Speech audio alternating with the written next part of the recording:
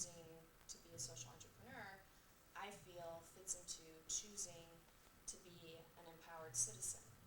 Because, I basically got very honest with myself about what my opinion is. And my opinion is I believe that people do not have enough opportunity to voice their opinion and take action in a nonpartisan context. And I will do anything to deliver more opportunities for nonpartisan communication. And within that, you all have things that you're passionate about, whether it relates to education or religion. And I think we would just all be better off if we all got honest with what's that thing that you wish was a little different in your family, where you work. It doesn't have to be a business you start. You could be anywhere in life. You'll end up working somewhere and someone will say something and you'll just kind of let it go because it's just the way it is. But it's not how you really feel. So there are many ways to be social entrepreneurs without starting a business. That's what I gotta say. Thanks for listening. Well, on that note, actually, I just wanted to point out part of the reason why I'm doing this is because in the same time frame, 2002, 2003, 2004, there were many people who were going to college campuses and trying to get people, ginned up about terrorism or Iraq or all these issues. And I often felt wasn't being approached in an intelligent way. They weren't being given the space to really talk about it. And so that's why this club exists, because on the one hand you can have all these classes, but most students just go to the grade, or they might be working on the side. I want college to be space once again, as it used to be, as it should be, for discussion, and then turning discussion to action after that. So I'm going to start with Shara. Thanks for having me. No problem. So what do I want to share? So my piece is the incubation piece, like how to take the idea and then actually activate it. So I'm going to get to that point, and I'll give you guys some stuff that you may want to write down because it may be valuable. But just so you know a little bit about me, I'm actually, I do a whole bunch of things. One, I co-lead 2 coach training programs. I'm an executive coach. I work with companies like Volvo and T-Mobile and Deutsche Bank and JP Morgan. I work with their senior level executives.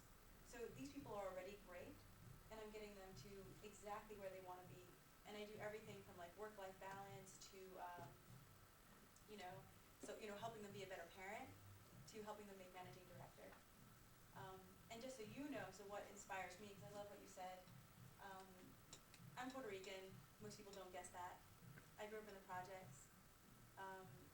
My mom my mom was an addict and went to jail for 6 years. And talk about, one of the things I find inspiring, and I want to encourage you guys all, is to take on a project that's bigger than all of your circumstances, for which there's no agreement. Like, have a life for which there's no agreement. Like, I kind of don't care where people come from. It's really like what you're up to, what you want to create. And I share that piece with you, in the hope that you'll get like, hey, I'm like y'all, like, I've been there. And, some of the things that have served me is, like when I grew up in the projects, of course, and I used to wash my clothes by hand and bake them in the oven, and yet I got straight A's in school. And when people, mostly people in my family said, you can't do that, or you think you're so smart, or like whatever, I just kept on going. I got a full scholarship to my undergrad, studied for a year in France, I worked for a U.S. senator. And the common thread in all of those was I was always up to something that was bigger than my environment and was unstoppable. Like, it didn't matter how many times I failed at something, I would just keep on going back. And I can share with you now, like my mom, when she got out, is actually working on her master's at NYU in therapy. And I would say that my taking on my life and having an extraordinary life is the reason why that woman, came back the way that she did. So I hope that's inspiring for you guys, because it's pretty inspiring for me. So part of one of the things I want to say, so what actually got me into coaching was I was always working on projects. When I worked for the senator, I was doing like immigration. I wrote a prologue to a book on environmental urban planning. I used to help Salvadoran immigrants, file temporary protection status and stuff like that. And someone came to me one day and they said, Tara, I think what you do is called life coaching. And I was like, that's really cool. Actually, I just got married in Puerto Rico this New Year's Eve. And so the part that I'm gonna talk to you about is, it really works. I met my husband through a project that I created. Now, it's gonna sound totally wacky, because I don't know what project you currently. Hi there, observing.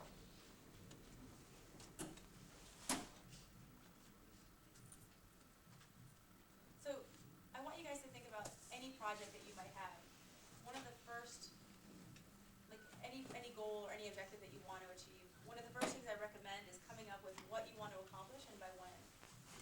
It doesn't matter if it's meeting a person, a significant other, or you know, I train Brazilian martial arts, like I created projects around that, or whatever it is for you.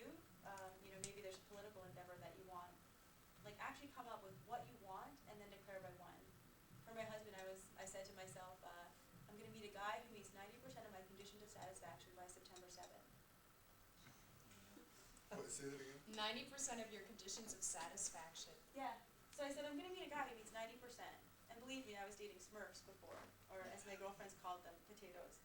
But my conditions of satisfaction, and you guys wanna think about this, like what are your conditions of satisfaction for what you wanna accomplish in your life? So for me, the guy would be honest, caring, committed, relentlessly compassionate, funny, and I wasn't like 6 feet or taller or owned a pet. I didn't really care about that. I was really looking for the qualities that were going to make me happy. And then I went out, and this is the next step. So once you come up with your what you want to accomplish and by when, you go and take a look at, well, let's go out there all the way into the future and envision on the day that you achieve that goal, what is life like? You know, so I remember like visioning this, like, well, I roll out of bed and I'm fabulous because I'm with someone that loves me and we're creating a future and, you know, planning trips to Montreal or like whatever it is for you. So once you actually get that, can you guys see the value in actually visioning like what it is life is like? Because if life were currently like that, then you wouldn't have to vision. But I really invite you to vision and get really clear about it. I've done talks for people and it's amazing how accurate my vision is. Like if I can envision talking to 50 people, that's exactly how many people will show up. If I can envision 250, that's exactly how many people will show up. So I just invite you to like actually get a real crystal clear image and spend that time. You know, do whatever it is you need to do. Go for a walk, meditate, you know, but have some time envisioning your future. Then I recommend as a next step actually writing down your skills and your resources. Like what skills do I currently have to achieve that goal? What resources do I have? And include human resources, like people in your life. One of my favorites is the most random people in my life usually end up being great resources. You know, so for example, when I need validation, I can go down to my butcher and he'll actually, you know, hey Patty, will you, you know, whatever. Like I just always get appreciation from that guy. My husband, I get, you know, he's a publicist. He works for, you know, a big PR firm and actually currently owns his own company. But he can give me strategies on, you know, how to place things and develop public awareness. So I invite you to come up with your skills and your resources. The next thing is, and this is going to sound kind of random, but it's actually really important, is to actually take time to take rewards. So lots of times in life, like we tend to think like, oh, it's just a satisfaction of fulfilling on that goal that's going to, you know, be the, I invite you to get very childlike or childish about it. I do things because there's a reward at the end. Like I will pick up the phone and call that person. You know, one of my rewards is a bike. Another one was a surf trip to Brazil. You know, sometimes it's a manicure. Like whatever it is for you, but actually take rewards. And one thing I've noticed consistently, and it doesn't matter if it's like the executive at a company or, you know, a personal client, the smaller the rewards, the smaller the results. The bigger the rewards, the bigger the results. I've also noticed that people tend to accomplish things in our culture by punishing themselves and being unrelenting. Like maybe that's what you learn from your family or from, you know, certain educational systems like high school. But I really invite you to train yourself to celebrate your wins. The next step is to actually create a timeline. Like standing out there in the future, working your way back. What do you need to accomplish? And break it out into bite-sized intervals. So if it's a year-long project that you want to create, I do it month by month or, you know, whatever works for you.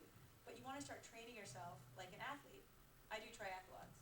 And I'm telling you, if I try to cram in all of that training in 2 months, it's just not gonna work. So I invite you to, develop reasonable intervals, like hurdles, and then reward yourself, like going back to the rewards, to actually reward yourself for each hurdle that you accomplish. I'm trying to think if there's anything else. Oh, yeah, enroll every single person in your community in what you're up to. Because the more people who know about what you're up to, like I remember there were lots of times when I wanted to give up on a project I was working on. Like when I was coming up as a leader in my company for accomplishment coaching, I got so scared. I was the youngest person, like there were no other minorities there, like what's gonna happen? And I literally had so many other people in my life enrolled and inspired in what I was up to that they would actually